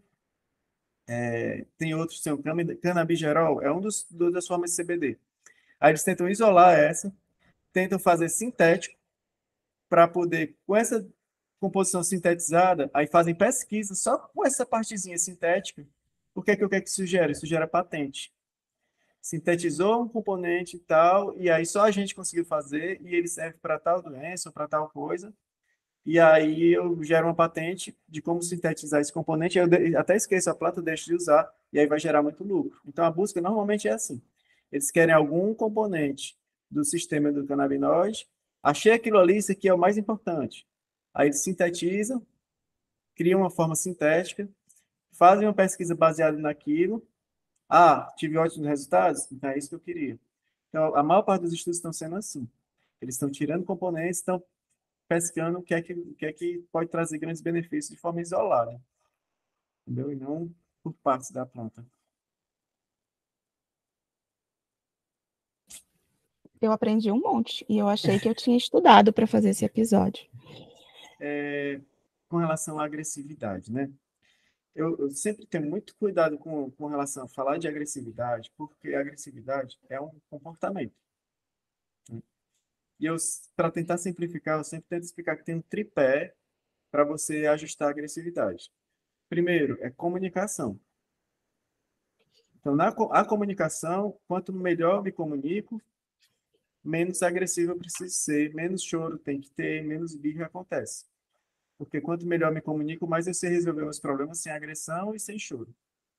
Então, se não está conseguindo falar, porque é não verbal, usar a comunicação alternativa, né? Tentar o máximo possível de alguma outra forma de comunicação, porque ela vai ser muito importante. Então, tem que avaliar o que é que está sendo de comunicação dessa criança para poder, né, resolver os problemas. Para não ter que usar a agressividade ou a irritabilidade para resolver os problemas. Esse é o primeiro ponto. Segundo ponto, se tem ah, comorbidades como hiperatividade, ansiedade, problemas sensoriais, a impulsividade, aí nessa parte a medicação pode entrar. Porque é o famoso pavio curto, que a gente, nos relatórios, a gente descreve como baixo limiar de frustração. Todos nós passamos por isso. Se eu tiver com muito sono, meu limiar de frustração diminui bem pouquinho. Se eu tiver com muita fome, meu limiar de frustração diminui bem pouquinho. Mas se eu sou ansioso, meu limiar de frustração também diminui. Se eu sou hiperativo demais, meu limiar de frustração pode diminuir. Se eu sou muito impulsivo também. Então, a medicação Se eu pode bebo ajudar pouco café, isso acontece comigo. Pois é. Se eu durmo mal, né? Então, a medicação entra em tentar ajudar a dormir, tentar controlar a ansiedade, tentar controlar a hiperatividade, mas ela não diminui a agressividade sozinha. Tem que melhorar a comunicação, tem que melhorar a ansiedade, hiperatividade, sono. E aí, por último, são os comportamentos estarem regulados, assim, né? No sentido de a família saber administrar os comportamentos. E aí tem que virar terapeuta, a família. Tem que aprender técnicas psicológicas de controle de comportamento, de controle de agressividade, de mudança de foco, de antecipação, antecipar para prever que vai ficar agressivo, antecipar De para prevenir que planejamento do ambiente também, né? De ter aqueles recursos que vão ajudar a acalmar, isso, que vão ajudar a regular a mão. isso. Então, aí eu digo, é um tripé. É comunicação, comportamentos, né, ajuste de comportamento e auxílio, e, por último, a medicação no meio. São essas três coisas. Então, só a medicação nunca vai corrigir a agressividade. Nunca, nunca, nunca a medicação vai corrigir a agressividade. Ela pode reduzir porque ela tirou um dos componentes. Porque ela reduziu a ansiedade, porque ela melhorou o sono, porque ela melhorou a hiperatividade. Mas não existe medicação que vai corrigir a agressividade. Aí entra o papel do psicólogo, fazer treinamento com a família. Mas é muito cansativo treinar a família. É muito difícil, porque... Mas é preciso. A Mas gente é precisa extremamente focar em necessário. psicoeducação para a família o O tempo inteiro. Treinamento de pais é tão importante quanto usar a medicação, ou mais, na verdade, mais importante do que usar a medicação. E mais importante, às vezes, que melhorar a comunicação. Então, é o tripé, as três coisas ajudam. Tem um livro que o Alexandre até eu acho que adora, que é O Rápido e Devagar, Duas Formas de Pensar. Eu estou lendo esse, é muito bom. É meio cansativo, né? Porque é uma pesquisa atrás da outra. Aí tem uma que ele cita que é mais ou menos assim. Ele diz, eles pegaram, nos Estados Unidos, eles têm um tribunal de multa de trânsito, que é para a pessoa receber uma multa, ela vai lá questionar direto com o juiz. Tem até aquele juiz que viraliza, que está sempre o pessoal colocando o vídeo dele no Instagram. Eu esqueci o nome dele. O pessoal faz uma fila e ele julga bem rápido ali, e ele diz se é procedente ou improcedente a multa, se ele libera ou não a multa. Aí tem esses juizados. Aí, o que é que eles fizeram a pesquisa? Checaram a quantidade de vezes que o juiz liberava a multa, não dava multa, não aplicava, e associaram com a hora da alimentação dele. Aí o que é que viram? Quando o juiz está com fome, vai mais multa. A pessoa é mais multada. Quando o juiz está bem alimentado, ele libera mais a multa, ele é mais complacente, tem mais paciência. Que é, inclusive, uma estratégia, tem relação com a estratégia de supermercado, né? Que eles colocam os doces onde você espera, na expectativa de que você não tenha comido antes de fazer as compras, e você já colocou mais coisa do que precisava no carrinho e ainda vai comprar doce. É você aproveitando, né? Nesse nosso lado animalesco, que a gente tem, todos nós temos. Então, se você vai para uma pessoa que é um adulto, um juiz, e você espera que ele lhe julgue de forma correta, e você chegou lá no tribunal e deu o azar de ele ter dormido mal, de ele ter discutido com a mulher, ou dele estar mal alimentado, você pode levar a multa. E se você for perguntar para ele, ele vai dizer, não, eu julguei com o máximo de imparcialidade. Imparcialidade. Não é. O máximo de imparcialidade que ele conseguia naquele momento, naquela condição que ele estava. Exatamente. Porque o referencial não fica muito claro, né? Então, todos nós, se até o juiz está sujeito a isso, imagine a criança, né? Então, tem que conseguir dormir. E às vezes a medicação ajuda a dormir. Aí a gente usa, às vezes, porque dormiu melhor e melhorou. Aí a agressividade reduziu. Entendeu? Mas não existe remédio para agressividade, não existe. E a gente precisa ser bem criterioso e bem cauteloso, principalmente na hora de dizer agressividade, porque às vezes pode ser só frustração, né? Sim. Pode ser. E tanto frustração quanto agressividade não acontecem sem motivo. Até para você entender. Isso me deu ideia de um outro episódio, sabia? Vai ser assim, aconteceu do nada. Do nada. Isso é um clássico do consultório, né, Leandro? Calma. Se quiser participar. Do nada, eu tô me lembrando. A escola ligando. Venha buscar ele, que do nada ele se estressou. Do nada ele entrou em crise. Vai ser um episódio... Do nada, não. Eu já tive no sentido contrário. Eu atendi uma pessoa e chegou com uma enxaqueca tensional muito forte e já tinha passado por todo tipo de tratamento e nada estava dando conta, no máximo uma analgesia e tal. E aí, quando eu terminei de atender, e ela estava bem, sem dor, e aí o namorado, mas como assim? A dor de cabeça dela passou do nada? Eu digo, não, eu passei 1 hora tratando ela, que não foi do nada. Hora de intervenção. A gente está praticamente 1h40, assim, colocando o nosso atraso. Eu queria que a gente encerrasse cedo, até para liberar o Leandro para fazer as coisas dele, né? Ele já se ofereceu, na verdade nem precisava, porque eu já decidi que ele vai voltar. A gente finge que esse podcast é uma democracia, mas ele não é. E eu queria agradecer muito pela participação. Eu aprendi muito, eu acho que muita gente deve ter aprendido muito também. Deixa eu finalizar, eu queria explicar mais algumas coisas. Não, deixa eu só encerrar, que aí a gente já vai passando, eu encerro, você encerra e a Celia encerra. Eu ia falar mais sobre o óleo ainda. Não, eu só vou encerrar rapidinho a minha parte aqui para falar sobre uma coisa que fugiu. Não, pode falar, fugiu da minha cabeça. Ai, foi, desculpa. Não, precisa Eu não, encerrar eu o não podcast. acompanhei. Tu encerrar o Mas, podcast ou não? Não, não, eu ia mas encerrar a gente essa ia encerrar para parte. ser legal com Ah, você, para você eu poder pensei que era voltar para sua vida. podcast. Não, você quer Ah, falar mais? Adoro, eu meu quero Deus, falar meu mais. Quero convidado falar mais de umas perfeito. Ele coisas. quer falar Pois, mais. Fala Deixa eu então falar mais. só mais deixa. algumas coisas. Por exemplo, a gente não tem, só para explicar como é que está funcionando o mercado. Aqui no Brasil, a gente não tem óleo de cannabis brasileiro. Todos são importados. Alguns já tem na farmácia para comprar, outros têm que ser importados. Um representante da indústria, um propagandista, ele encomenda com a pessoa dá a receita para ele, e ele encomenda e a medicação vem. Está bem pouco burocrático. É chegar com a receita e o cara vai encomenda. Não precisa mais nenhum protocolo de Anvisa, não. É Eu super acabei de rápido, super receber uma simples. outra pergunta. Deixa eu só somar com essa informação que você está dando, porque tem muito a ver. Já está disponível pelo SUS ou tem possibilidade? Tem judicializando. Por exemplo, tem que a criança estar tomando, tomou, funcionou, e aí pode tentar judicializar, junto ao Estado, alegando que a medicação fez grande diferença. Ele tem que ter tomado outras medicações, pelo menos duas outras, para o mesmo propósito, para poder a gente dizer que tentou já o que existe no SUS e ele teve uma refratariedade medicamentosa, ou seja, nenhuma medicação ajudou. Então, tem que ter testado outras medicações, tem que ter usado as medicações que já existem no SUS, tem que ele já ter tomado e a medicação está funcionando, ou seja, a pessoa de qualquer forma tem que pelo menos comprar as primeiras doses. E aí depois funcionou, aí ele pode pedir um laudo médico e tentar judicializar junto ao Estado para conseguir, e aí judicializando consegue. Mas pelo SUS não existe, não tem. Porque só existe importado e não tem ainda, né, essa liberação na Anvisa para esse propósito, não. Porque o óleo de cannabis não tem comprovação nenhuma para nada ainda, científica. Então, não tem como o SUS liberar para nada, porque não tem comprovação. Não tem bula dizendo assim, serve para tal coisa. Não tem. Eu quase cometi um Entendeu? sincericídio, mas eu consegui me refrear. Fátima vai ficar orgulhosa de mim. Tudo bem. O que mais a gente precisa saber sobre o óleo? Existem mais de 30 empresas importando óleo aqui no Brasil. Então, existem mais de 30 marcas de óleo de cannabis aqui no Brasil.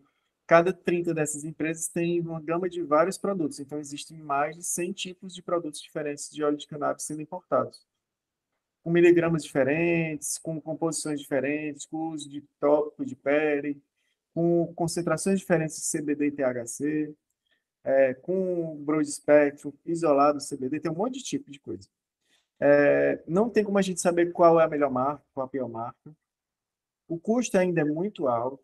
O custo do tratamento do paciente de 20 quilos vai variar entre 400, 600 reais por mês. Se a criança tem 60 quilos, vai subir. Se você calcular direitinho pela miligrama, vai subir para não custar R$ 1.000 por mês se você for ficar comprando particular o óleo.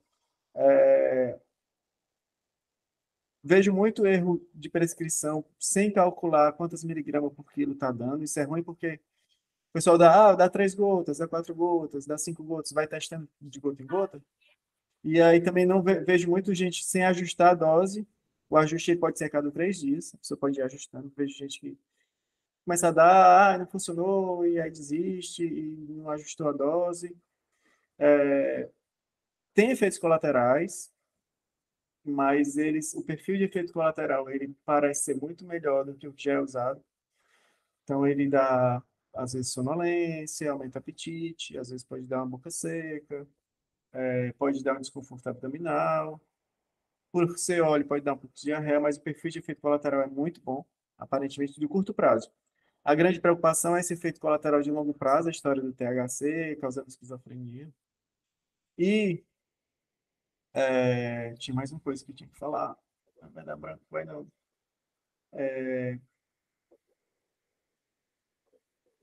Sobre a eficácia, né?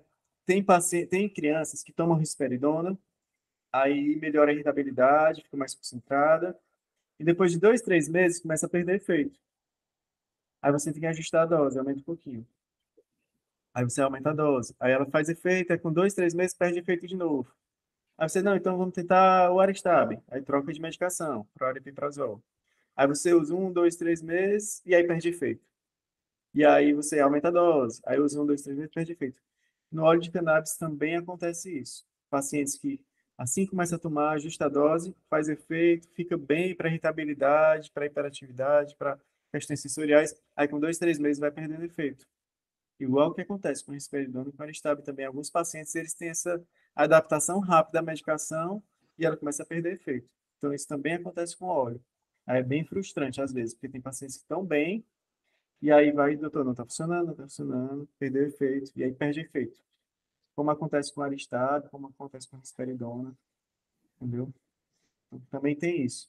Para a pessoa não achar que, sabe, deixar claro que tem problemas também, tem dificuldades também, tem efeitos colaterais também. Então, é muito detalhe. Aí tem que ter um médico acompanhando direitinho, tem que estar por dentro de como é que é, tem que entender que não é uma panaceia mesmo, tem que entender que não é Não uma é cacetada na mágico, não é? cabeça, não é mágico, não vai ser uma cacetada na cabeça e vai resolver o problema da criança. Tem que ter um acompanhamento, tem que saber a dose, o que é que está fazendo direitinho. E mesmo assim, às vezes não funciona, né? Aí era isso, era mais isso. Eu queria falar esse finalzinho, Entendi. Achei esses importante a gente falar detalhes. sobre isso também. Eu vou dar uma lida no chat aqui rapidinho, porque o pessoal que gosta de café tá dizendo para a Celiane que ficou ofendido, tá bom? Não pode fazer isso, não. Eu A passo gente. mal com café. Fica tomando Sério? café demais, sério. Fico ansioso. Fico ansiosíssimo, fico agitado às vezes. Eu só consigo Eufórico. tomar um determinado tipo de café, e mesmo esse eu não tomo todo dia, só para garantir, porque assim. Eu Um tomo dia chafé. eu vou chegar num nível que eu tenho que fazer que nem os bodes, eu vou ter que mastigar o grão. Eu sei, porque eu tomo muito café, mas eu preciso, senão não funciona. Eu tomo chafé, o meu. O meu é aquele bem clarinho, assim. Bem transparente, assim. Dá pra ver do outro Eu lado. tomo só isso Parece aqui um de chá. Parece um expresso. chá de... Não, Só isso aqui. eu, Se eu eu tomar isso aí, eu ainda, não... quando eu quero tomar café, eu tomo um tipo de baixa acidez. Geralmente são os orgânicos, que ele me dá menos, ele não me dá ansiedade, na verdade, como se eu tomar o café, esses mais populares, vamos dizer Eu tô assim. O tomando... Alexandre não se manifestou ainda sobre o Eu tô café, porque tomando ele foge do um podcast. que é o Uritu, que é de Guaramiranga, feito aqui em Guaramiranga. Muito bom. Eu gostei. É o que eu Eu aguento. tomo, eu geralmente eu observo os rótulos, eu procuro de baixa acidez, Baixa que tem acidez. Eu baixa vou acidez. pesquisar, vou testar isso Em aí. geral são os orgânicos, né? Vou testar. Os gourmet eles têm uma acidez média e esses comuns têm uma acidez alta, né? Pois E é. o orgânico ele tem uma acidez mais baixa, que são as impurezas, não sei o que, outras coisas lá que aumentam esse potencial de gerar mais ansiedade, gerar mais desregulação. Isso, Deixa eu ler nosso isso. chat aqui rapidinho, então, gente. Vou interromper vocês, perdão. Eu sei que troca de turno, né? Não interromper a fala do outro não é o nosso forte, mas a Arediane está dizendo que a pessoa que é viciada em café, quem que é, Celi? Diz aí para mim, lê para mim. Que não consegue nem ouvir alguém questionando sobre a planta, que já leva para o lado pessoal.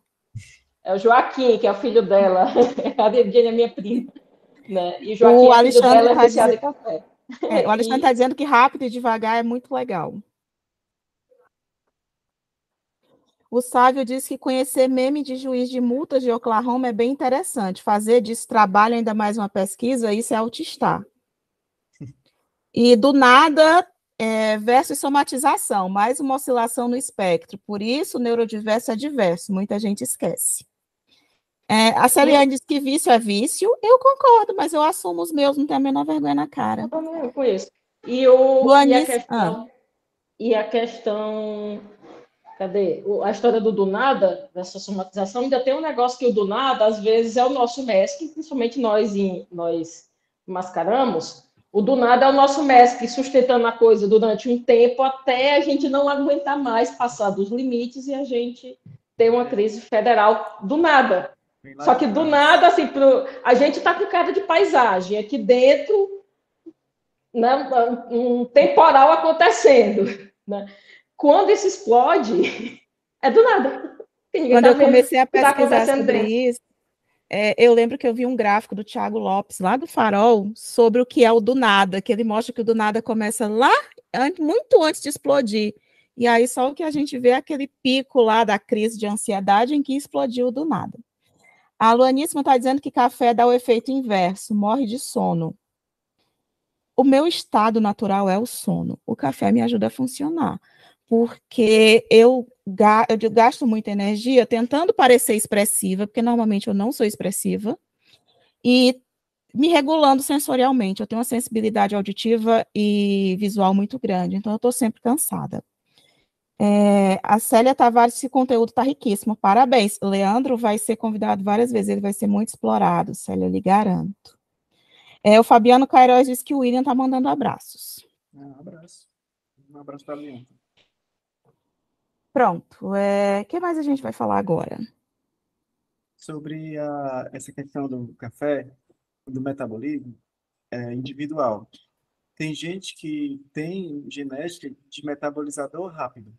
Que é isso? Eu tenho genes específicos no meu fígado que quando eu consumo determinadas substâncias, o meu fígado acelera, rapidamente degrada, e aí aquela substância sai na urina e sai nas fezes. Isso aí é porque o meu fígado ele trabalha rápido. A gente chama isso de metabolizador rápido. Tem gente que é o contrário. Ele consome a substância e aquela substância fica no organismo, agindo de forma forte. Isso aí a gente chama de metabolizador lento. E aí tem as variações do ser humano. Para algumas coisas é rápido, para outras coisas é lento. E aí por isso que uma medicação funciona numa pessoa e em outra não funciona. O óleo de cannabis funciona em uma e outra não funciona. A pessoa toma fluoxetina e melhora da ansiedade, e outra toma e faz piorar muito. Ou então não faz efeito nenhum. Por isso que tem crianças, às vezes, que a gente usa medicações com dose bem baixinha e a criança fica sedada. E tem crianças que a gente usa doses altíssimas e parece estar dando água. Porque tem essa diferença. E por isso que eu tomo café e passo mal, enquanto você toma garrafa e parece que tá de boa, entendeu? Então, esse é metabolismo individual. Aí é bem interessante isso. E eu tive uma convivência bem interessante disso, porque eu tomo café e fico de 13 a 14 horas muito ansiosa e hiperativa. Fico virada no tais. Eu costumo dizer, eu fico virada no tais. E eu tenho uma. E às vezes, não é só nem café, às vezes um chocolate pode afetar meu sono à noite. A minha sensibilidade à cafeína é muito alta. E eu tenho uma amiga que se ela não tomar de manhã, ela tem enxaqueca, ela tem toda a síndrome de abstinência, né? Mas se ela tomar à tarde ou à noite, ela dorme onde ela estiver. Se ela tomar café à tarde ou à noite, ela apaga. Então, é muito curioso essa questão da metabolização individual das coisas. E aí eu reforço, por isso que não existe nada 100% indicado para qualquer coisa, para todo mundo. A hiperatividade em mim é uma coisa, a hiperatividade em outras pessoas, ou TDAH, ou sensorial. Eu tenho meu protocolo de emergência quando eu estou tendo, com acupuntura, inclusive. Eu ando com agulha no bolso, onde eu vou, com os pacotinhos de acupuntura, porque eu aprendi a fazer minha regulação sensorial em ambientes públicos com acupuntura. E eu tenho uma combinação chave que eu não tenho que pensar muito, que me tira de crises sensoriais, por exemplo, no shopping, no supermercado. E o meu diagnóstico foi ano passado, eu estudo acupuntura há uns pouco mais de 10 anos. Então, eu tenho um protocolo, muito entre aspas, individual, que resolve certas crises minhas, sensoriais e outras coisas. Né? Que eu não tenho que pensar muito. Se eu começo a desligar, a desacelerar, ficar lenta, começa a questão sensorial, principalmente em lugares como shopping, restaurante, supermercado, eu faço a minha regulação sensorial. Aí diz assim, aí tinha que fazer pesquisa. Eu digo, mas é a minha, serve para mim. Pode servir para outras pessoas, sim. Mas eu não posso dizer, e nem pode. E outra, eu sou acupunturista, eu tenho agulha, eu posso usar agulha. Eu não posso dizer, Ana Karine, toma essas agulhas aqui e faça lá na sua casa. Entendeu? Não dá. É uma questão muito pontual. Fazer o tratamento, como eu aprendi a me cuidar antes de ter o diagnóstico, né, e eu aprendi a fazer todo o meu tratamento com acupuntura e todas as minhas regulações. As minhas crises sensoriais ficam muito baixas, muito controladas. O meu limiar de frustração, tudo fica muito melhor se eu tiver com o meu tratamento regular. É como você tomar remédio regularmente. Né? Aí, então, assim, eu vou fazer uma sessão e vou ficar 100%? Não vou, porque não é isso. É um tratamento regular com uma profissional que é minha acupunturista, que é a Ediane. É autista, então ela também entendia quando eu falava para ela das minhas questões, e ela aprendeu a lidar com as questões dela também, através da acupuntura e de outras coisas. Então, assim, não, é um negócio completamente diferente. Quer dizer, é uma experiência individual num contexto muito específico. Né? Não quer dizer que uma sessão de acupuntura eu vou deixar de ser autista. Não, não existe. E não quer dizer que vai funcionar para todo mundo 100% das vezes, porque não existe nada 100% para todo mundo. Eu costumo dizer assim, não, mas será que é bom? Eu digo, é bom para quem? Em que circunstância? Em que contexto? Indicado para quê? Né? Não existe nada. Todo mundo é muita gente e sempre é demais, né? É muito tempo. Para sempre é muito tempo, todo mundo é muita gente. Então, a gente tem que tomar cuidado com essas indicações, seja lá do que for, como panaceia generalizada. Né? Olha, o projeto de professor em mim, tá aqui, na verdade, o Instituto Vozes da Minha Cabeça está me avisando que a gente falou em panaceia várias vezes. Seria interessante a gente explicar o que é panaceia. Sei o que é, mas não sei explicar. Sabe Tá? explicar, você entende Porque melhor que eu. o Instituto Voz da Minha Cabeça me diz isso. O que me ocorre agora é que panaceia seria uma cura milagrosa, se não me engano, é um mito grego, né? De que existiria alguma substância mágica que seria a cura para absolutamente todos os males, né? Uhum. Que resolveria tudo. Não tenho certeza se tem relação com a mitologia grega, mas o Instituto Voz da Minha Cabeça me obrigou a Foi parar. bom. É bom, foi bom. Eu queria falar sobre a acupuntura. Eu fiz há 20 anos atrás umas sessões, por causa de ansiedade, época de vestibular e tudo. Na mesma época, minha tia foi para o mesmo acupunturista que eu. Eu dormia, às vezes, na sessão e ela tinha crise de ansiedade durante a sessão. E ela chegou a ter ataque de pânico fazendo sessão e eu dormia. É exatamente isso, é os dois opostos, assim, os dois. E Eu acho até importante a gente se eu perguntar, né? conheço. Fazer essas perguntas que a Celi mencionou. Inclusive, são as perguntas que são referência para a gente avaliar se um estudo é bom ou não, né? Em quem ele foi feito, para que ele foi feito, com que objetivo, em quem ele funcionou, em quem ele não funcionou. E a maioria das pessoas não faz esse questionamento, inclusive no médico. Eu vejo que tem muito essa questão de um médico prescrever uma coisa para você e você não fazer pergunta, porque parece que é ofensivo você perguntar. Uhum. É. Tem que ter, para que serve os efeitos E colaterais, tem assim, que ter. e a questão do profissional mesmo, da pessoa. Uhum. Porque, falar de acupunturista, né? Eu conheço alguns relatos históricos de pessoas que trataram com. Tem acupunturistas muito indicados, grandes professores de acupunturista, que são profissionais muito competentes, mas são pessoas. E um caso, por exemplo, ele foi tratar uma pessoa que estava com um determinado problema de dor por um contexto específico, né? Só que era uma pessoa gorda. Ele olhou a pessoa gorda, obesa, e resumiu tudo aquilo ali. Desconsiderou um cansaço de viagem, uma exposição a carregar peso, a não ser. Desconsiderou todo o resto e, por um preconceito, porque era uma pessoa obesa, ele resolveu assim: não, o seu problema é isso aqui, em termos de medicina chinesa, explicou lá, e você tem que fazer isso aqui. Mas o que levou ele ao consultório foi uma dor lombar causada por esforço e um determinado tipo de estresse, por viagem, por sono, por um monte de coisa. Né? E ele deixou, e esse grande profissional, por uma questão humana, Uhum. e é importante a gente Os entender isso, vieses. porque todos temos, né? Somos pessoas que temos nossos viés, nossos preconceitos, e às vezes a gente não percebe. Né? E ele não tratou adequadamente, não teve um bom resultado no tratamento desse caso específico, porque ele só olhou a pessoa obesa. Ele não olhou o problema que aquela pessoa trazia junto com o fato de ser obesa e outras coisas. Mas isso é importante porque, às vezes, um profissional não resume todos os outros.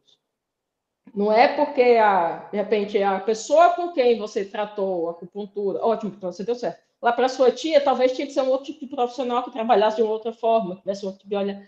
E às vezes, e quando a gente fala em terapia, como psicólogo, como pessoas que, acupuntura e outros que vão tratar de uma maneira que precisam de ter um olhar terapêutico específico, muitas vezes, muito individualizado, às vezes você precisa construir essa relação também, né? E não descartar, não, sei lá, isso aqui não funcionou para mim, e portanto não funciona ou não funciona para mim. Às vezes é a falta da construção da relação terapêutica com aquele profissional.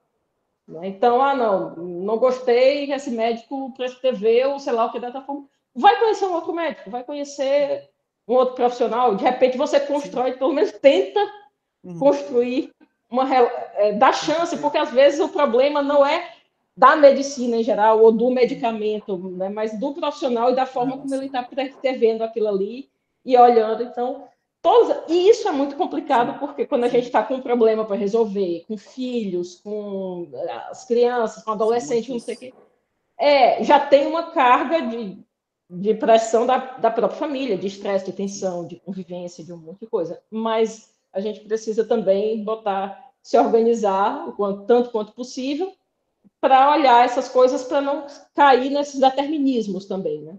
E eu vendo aqui o que é basicamente o resumo de Panaceia, é isso, é um remédio que é atribuído a capacidade de ele curar qualquer tipo de doença, né? E aí tem mais alguma coisa, mas tem a ver com questões gregas mesmo. Olhando aqui Panaceia era a deusa da cura, deusa grega da cura. Né? O termo panaceia é o significado para remédio que cura todas as doenças. Algo que vai resolver sempre para todo mundo e que vai funcionar. Isso não existe. Né? Eu quase contei uma história de panaceia. Vou anotar aqui para o nosso episódio sobre as terapias lá, que o pessoal indica, as trocentas coisas que as pessoas indicam. Vamos comprar essa treta depois. Temos mais alguma coisa? O que mais você quer falar, Leandro? Gente, é o convidado ideal, ele gosta de falar. Podemos finalizar. Então tá. Eu queria dizer que eu estou ansiosa para que você volte para Casa da Esperança, porque sou eu que faço o atendimento das redes, né? E eu vejo a extrema necessidade que está tendo, sabe, de profissionais pelo SUS. Está bem complicado. Mas eu queria agradecer muito. Gostei. Foi excelente, né? Inclusive, tenho outros convites a fazer depois. Apesar de todos os pesares, foi um episódio muito bom. Tá? Eu acho que a gente conseguiu colocar muito conteúdo. E a minha habilidade social acabou. Então, se vocês quiserem encerrar, eu agradeço, porque eu vou dormir 14 horas seguidas depois. Bom, então finalizo e eu fecho. Tá. Bom, só para a gente fazer o disclaimer, né, final, a última. Esse aqui não foi uma aula, esse aqui não é um resumo de tudo sobre óleo de cannabis. Fiz simplificações para poder facilitar o entendimento, então a intenção aqui não é apresentar um doutorado de óleo de cannabis. Então, tem simplificações do que eu conversei, do que eu falei, tá? Não tem como saber de tudo e definir tudo sobre o assunto que a gente fala no momento, em um curto período, tá? E hoje é dia 21 de outubro de 2023. Pode ser que daqui a um mês ou dois saiam novas pesquisas e a gente tenha novidades. Pode ser que amanhã tenham coisas diferentes, né? Isso. Então, é isso. E obrigado por ter me convidado. Faz tempo já que eu queria... Esse microfone eu comprei, falei já. Você é influência do Alexandre, não é? Eu comprei acho que foi em 2018, foi 2017, para fazer podcast com o Alexandre. O objetivo é fazer podcast com ele. E aí acabou que não aconteceu. Mas tá aí, estou inaugurando. Inaugurando não, já usei, mas ainda está funcionando, na verdade. O Instituto Voz da Minha Cabeça me manda dizer que Ana Karine vai fazer você fazer podcast com o Alexandre. Tá bom, tá certo. E eu da minha cabeça digo, fica à vontade quando quiser aparecer. Tá bom, obrigado. Foi uma interação boa, foi uma interação suave. E vindo de pessoas com dificuldade de interação social, isso é um baita elogio. Eu gostei demais do episódio de hoje também. Muito obrigada, Leandro. Eu só conhecia por nome, através de Ana Karine e da Alexandre falando no podcast, não conhecia, bom conhecer. Né? Espero encontrá-lo qualquer dia desse na Casa da Esperança também. Então, hoje a gente termina o nosso episódio. Espero que vocês tenham gostado. Ter contribuído com quem está nos assistindo, que tinha dúvidas sobre CBD e óleo de cannabis e seus usos e contraindicações e coisas do tipo. Né? E foi bom estar com vocês. Estamos finalizando aqui mais um episódio segundo episódio da segunda temporada. E até o próximo. volta. Eu tenho uma coisa para falar. Meu Deus! Não temos as questões não temos as vírgulas sonoras do Alexandre lá. Não temos vírgulas. Mas o Leandro deu dica cultural do Sávio, não é? Ele falou do rápido e devagar. A gente tem agora lá no link do Instagram, lá na bio do Instagram, no link, a gente tem um link que vai direcionar as pessoas para um grupo de WhatsApp para conversar com o pessoal do podcast. Então, quem estiver ouvindo, que quiser participar e conversar com a gente, me dar opinião, mandar áudio, participação, sugestão, pergunta, tema, seja lá o que for que vocês quiserem interagir com a gente, tem esse link lá na bio do Instagram para um grupo de WhatsApp, para falar diretamente com a gente, para ficar mais direto o contato.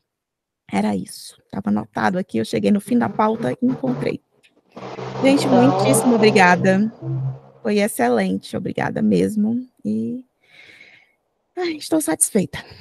Valeu a pena meu controle inibitório, valeu a pena a minha resiliência construída a duras penas.